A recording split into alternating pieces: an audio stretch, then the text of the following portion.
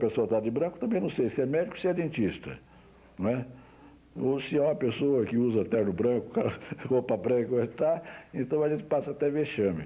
Então, a gente cumprimenta porque está de roupa branca. Mas a gente não tem, eu não conheço vários médicos aqui. Tem médico de nome aqui, que eu conheço por nome e não conheço pessoalmente, por incrível que pareça.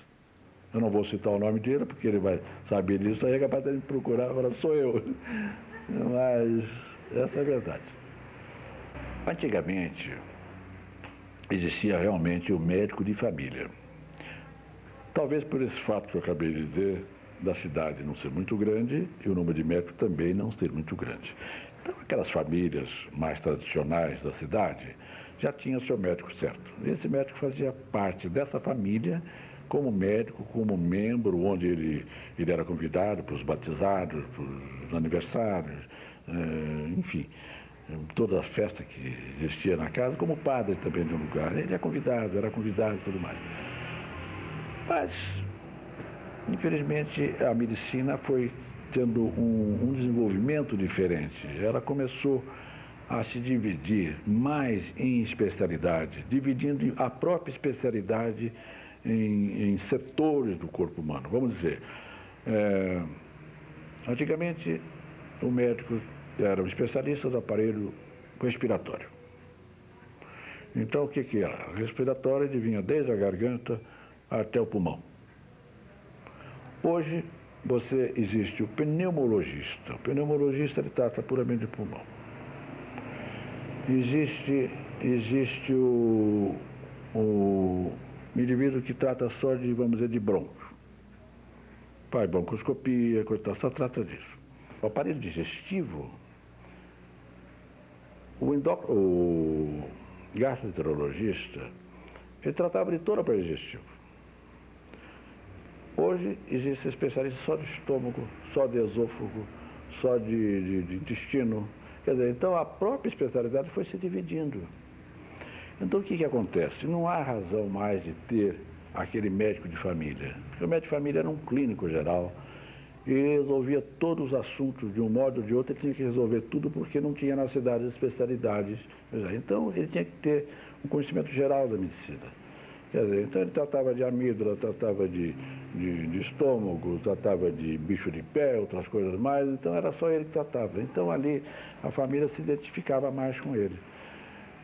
Depois, então, com a vinda de outros médicos, então acabou até a razão do médico ser puramente clínico. Porque hoje eu, por exemplo, eu vivo no NPS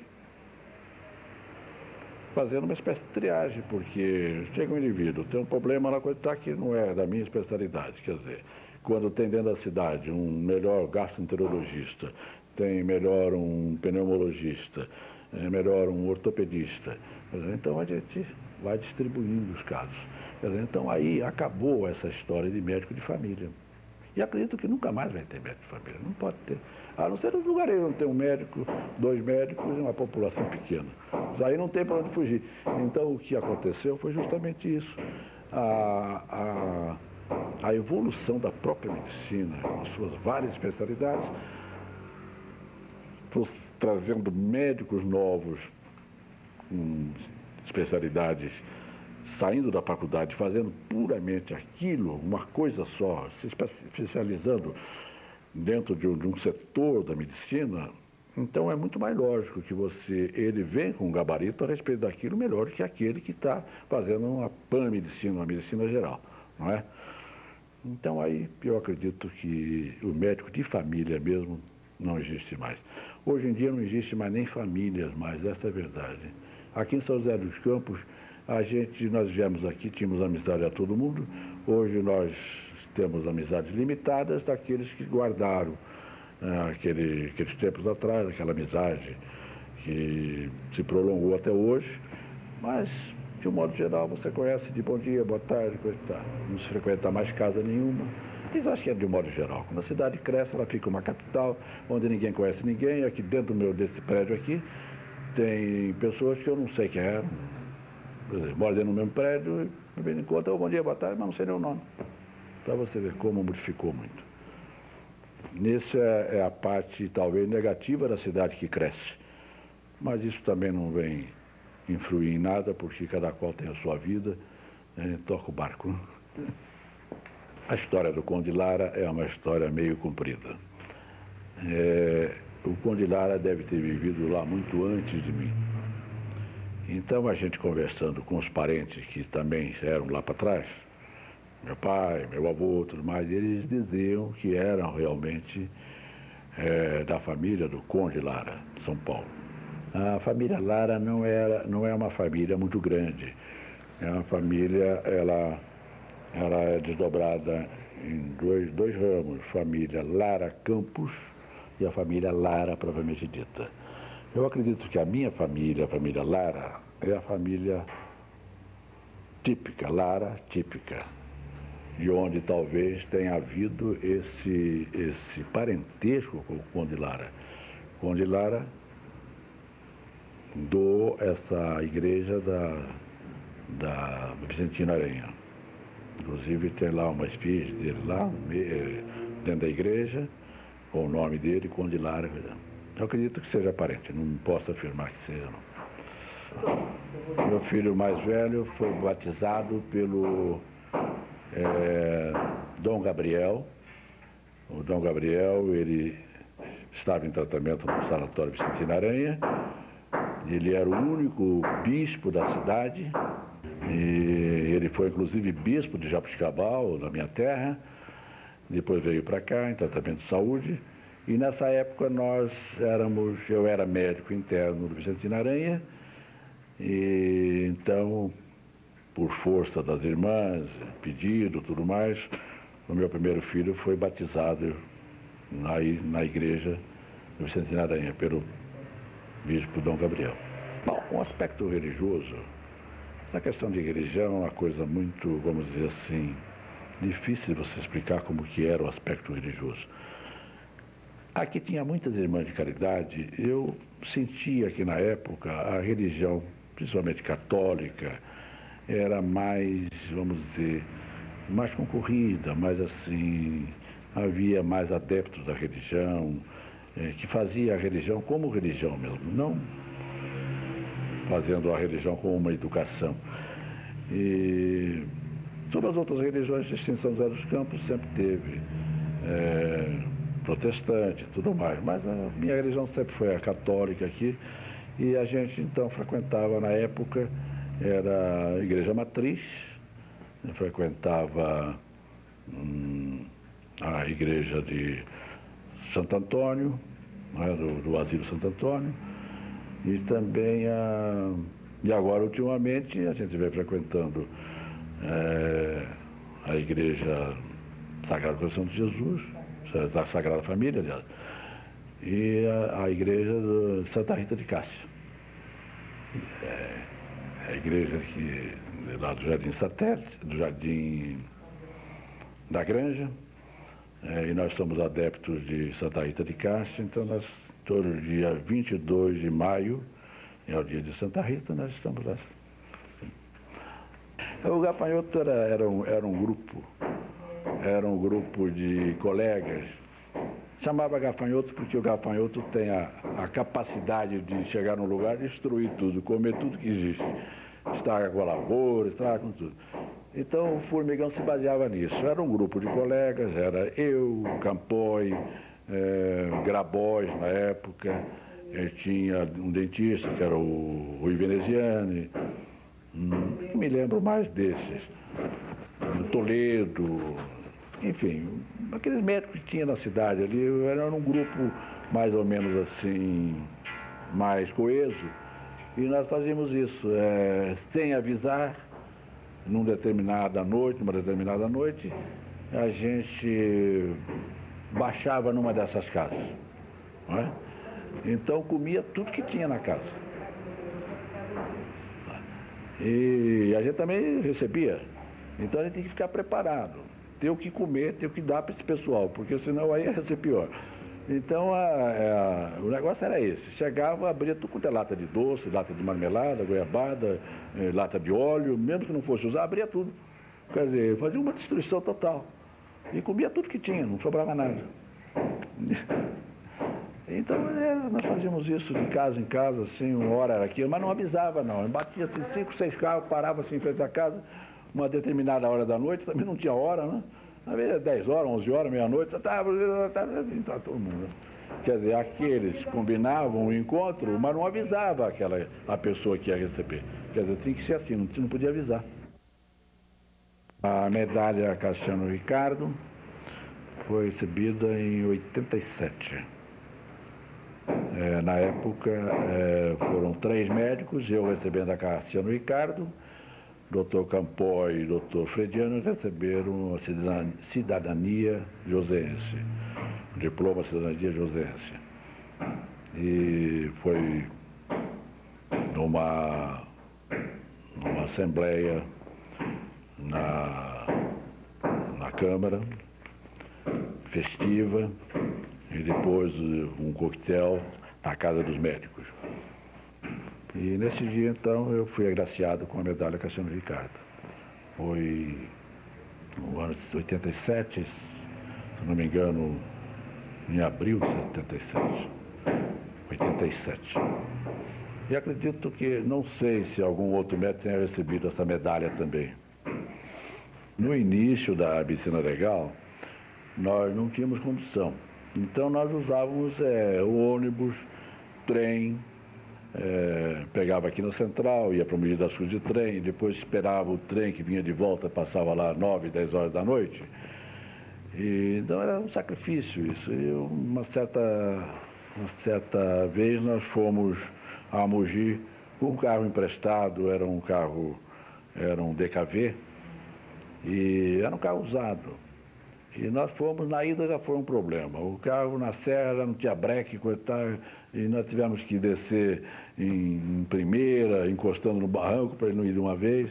Aí chegamos lá em Mogi das Cruzes, falamos, tem que endireitar esse carro aqui para ele poder voltar. E nós pegamos um mecânico que mais conversava do que trabalhava. Então ele começou a consertar o carro, e aquilo foi, 9 horas, 10 horas. Aí quando o carro ficou pronto já era tarde mesmo. Aí nós saímos e infelizmente o carro chegou na estrada, deu outro problema de motor, o carro não funcionou mais, ficou parado e nós tínhamos entrado numa parte que cortava a estrada, entrava ali para Guararema, depois vinha para cá, saía do asfalto, entrava numa de terra, cortava um pouco a cidade, né? Nós quisemos fazer isso e ficamos parados justamente num lugar onde não passava nada. E aí foi difícil, chegou de madrugada, aqui em casa ela estava pavorosa, né? Já tinha telefonado, inclusive, para o meu primo, Milton Lara, que era o primeiro delegado da delegacia de São Paulo, e ele fez rádio para todo lugar, mas não podia encontrar ele, estava escondido no mato quase, sem acesso a lugar nenhum. Aí, lá pelas tantas, passou um caminhão de carvão, carregando sacos de carvão. Então, nesse momento, porque ninguém parava também, aquele pouco que passava, passou um caminhão de Coca-Cola, e ficou, você fazia sinal na estrada para parar, para pegar, era a coisa mais difícil, ninguém parava. Aí passou um caminhão de carvão, que tinha um motorista só, e eu fiz, ele parou, aí eu vim com ele, ele me deixou aqui na cantina aqui do Bela Veneza na época, na estrada, eu atravessei, da cantina eu telefonei para casa, né? Não, telefonei para um carro de praça. Aí esse carro me pegou e eu vim para casa, mas estava todo mundo lá já iniciando um velório, coitado. São José é a minha cidade de adoção. Eu tenho São José dentro de mim, muito mais carinho do que tenho minha própria terra, onde eu nasci. Vivi aqui o maior tempo da minha vida, aqui eu formei minha família, 4 filhos, 7 netos, vivo uma vida feliz, uma vida familiar feliz, normal, tenho meus bons empregos, agora minhas boas aposentadorias, eu só tenho que dizer bem de São José e me orgulho de pertencer praticamente a São José dos Campos, porque se eu não nasci aqui, eu tenho aqui 4 filhos nascidos e tenho 7 netos nascidos em São José. Já contribuí para uma família em São José dos Campos.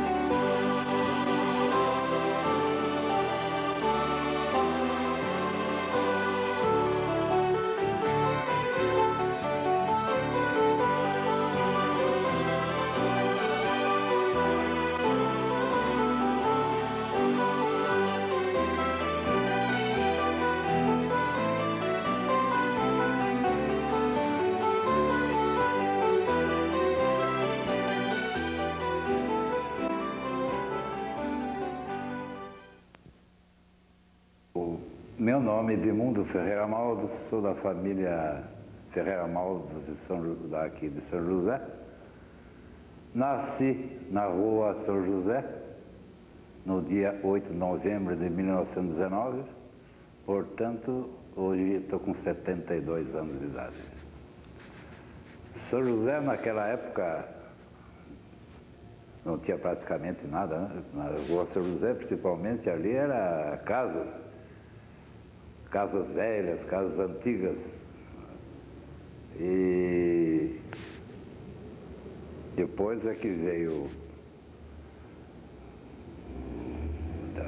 demolir aquela coisa toda e hoje está aí a Avenida São José. Né?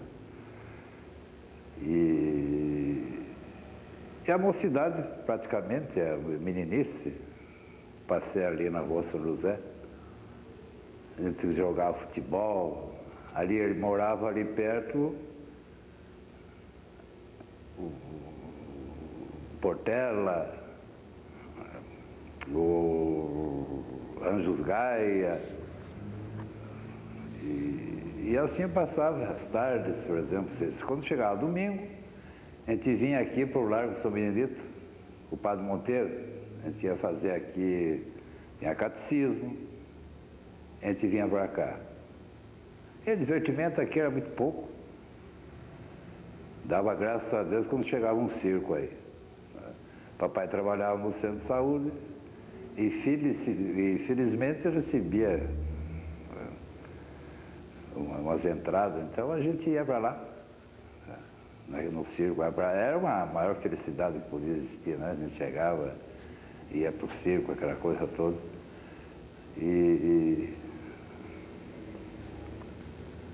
E assim ia passando o tempo, ficando na idade escolar, já fomos para o Olímpio Catão, já não era, aqui, depois, antes da reforma do Olímpio Catão. E ali no Olímpio Catão tinha lá o professor Virgílio, Dona Queridinha, Dona Leonor de Barros, Pereira de Barros. E ficava com a rapaziada tudo na hora do recreio, brincando e tal. Depois eu passei. Eu fiz umas brincadeiras lá, sabe como é que é? Os diretores lá, não quis mais saber de mim. Você vai lá, tá vendo? Aqui na escola normal. Já teve na escola normal. Então eu fiz o primário na escola normal, com o professor Aires Amâncio de Moura, velho professor Aires Amâncio de Moura. Não, ele falava meio gago, não, filho do Bagunhava, Edmundo, vai ficar aqui. Mas naquela época aqui, o São José não tinha nada praticamente. Muito doente, vinha para cá muitos doentes. Eu sei dizer que a mocidade da gente foi mais ou menos aí. Depois ele ficou mais moço um pouco, aí já tinha, né, os bailes, né, na associação, no esporte. A gente tinha rapaziada boa aí, já morreram quase todos. Eu estou sobrando aqui, mas já morreu quase tudo. Jaime Davi, Pedrinho Davi, Fausto Pinotti. Daquele lado lá deve ter muita gente. Paulo Lebrão, e Danilo Monteiro, Hernani, muita gente está daquele lado para lá. E estamos aqui ainda, firme. Mas não é firme, é firme. Meu pai trabalhava no centro de saúde, nós éramos de 7 irmãos. Hoje já reduziu, mas nós trabalhamos. E aqui em São José que era de dificuldade, hoje se fala-se de dificuldade. Naquela época era dificuldade, porque afinal de contas tinha 2 indústrias. Era Bonato, a fábrica de louça, e a Tecelagem Paraíba, não tinha praticamente indústria, não tinha. Era difícil. E para a gente estudar também era difícil, não era brincadeira, não. Devo sei dizer que o negócio ia se passando. Mas eu lembro perfeitamente no tempo do Padre Fortunato, ele tinha uma senhora muito virtuosa, tá, era mãe do Zé Pinto. Então ela vinha na hora na missa, assim, com um saquinho, tá vendo, recebendo esmola que a gente dava. A gente sabe como é que não tinha dinheiro, era difícil a vida, então eu punha a mão por cima e chacoalhava por baixo, fazia aquele barulhinho, ela falava assim, Deus lhe pague, mas eu tirava 500 reais para ir no cinema. E assim ia tocando música, era dificuldade. Depois eu fui trabalhar no cinema, né? Trabalhar como artista, fui lá para varrer o cinema, lá para ganhar uns cobres, ganhava também para entrada. Papai ficava por conta comigo, mas o que eu ia fazer, né?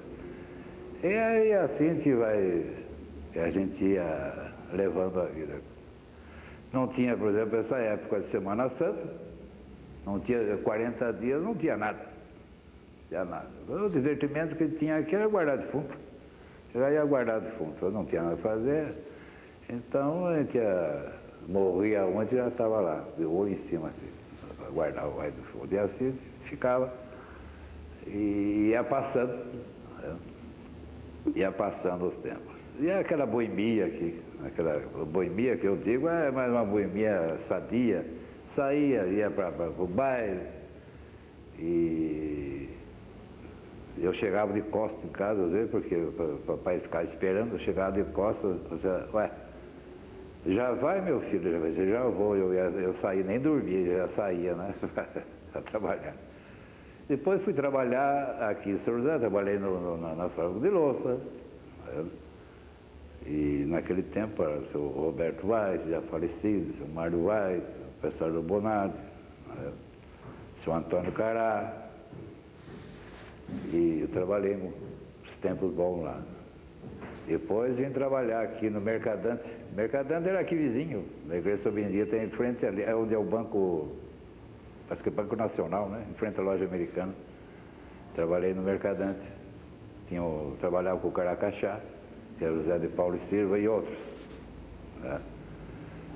Mas quando chegava sábado era um bailezinho, aquela coisa toda, e tomava umas e outras, mas não tinha nada de maconha e essas coisas que hoje existem de jeito nenhum.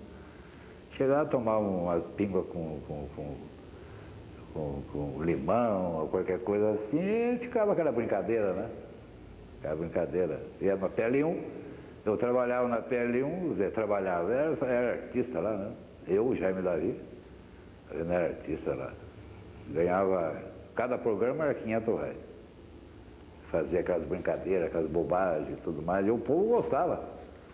O povo nem estava aí. Uma ocasião apareceu aqui em São José, doente, um grande, o Turo de Lemos era um baixo, profundo, mas tinha 2 metros e pouco de altura, veio doente para cá. Ele também ia cantar lá. E nessa época, por exemplo, quando chegava a sexta-feira da Paixão, a gente ia para a procissão. E mais interessante é que o pessoal vinha da roça, tá vendo? E a gente ficava ali na hora que a Verônica estava cantando, tudo mais, todo mundo parado, né? Quando terminava de cantar, a Verônica pegava e rolava lá, tinha um camarada que pegava o banquinho e saía. Mas a rapaziada, sabe como é que ficava postando quantas vezes aquela mulherada urinava no chão assim. Então, 5, 6, e conforme a parada assim, quem ganhava uma cerveja, qualquer coisa assim. Você vê que coisa de molecagem mesmo, né? A molecada sadia, não fazia nada de perversidade, não fazia nada, não havia essas bobageiras que existem hoje aí. E achei interessante. Uma ocasião apareceu aqui em São José um filho do embaixador, e veio doente para cá. Se não me engano, era santista, o João Azevedo.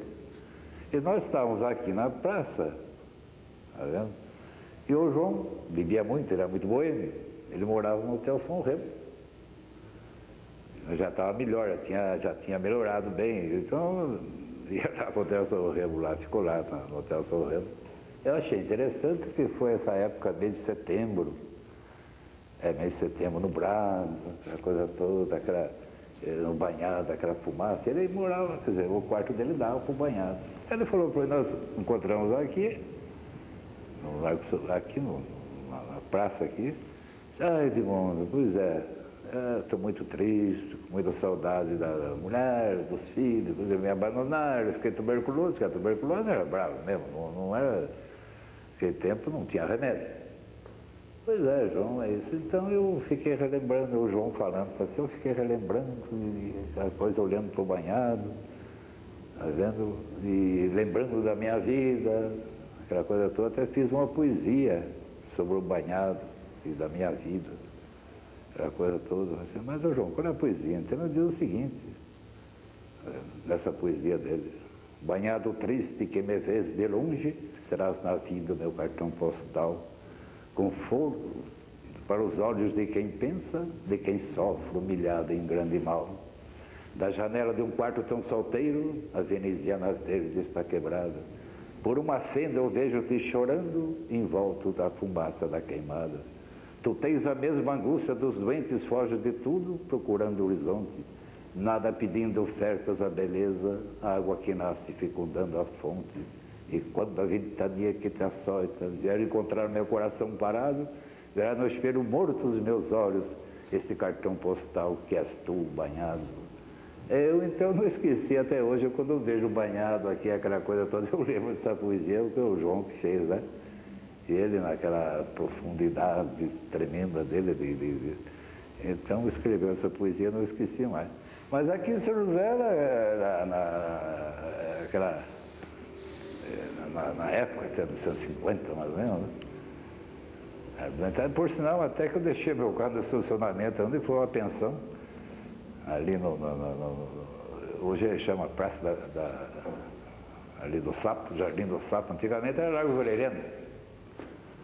E nós morávamos na Rua 7, morei na Rua Maitá, na Rua 15 de Novembro, e na Rua 7, que era vizinho, praticamente, ao consultório do Dr. Nelson. E por sinal que, de vez em quando, eu fui umas 2 ou 3 vezes para São Paulo, junto com o Dr. Nelson Dávila, e eu ia dirigindo o carro. Eu lembro uma ocasião, achei muito interessante, que nós fomos almoçar num restaurante de São Paulo, o Balila.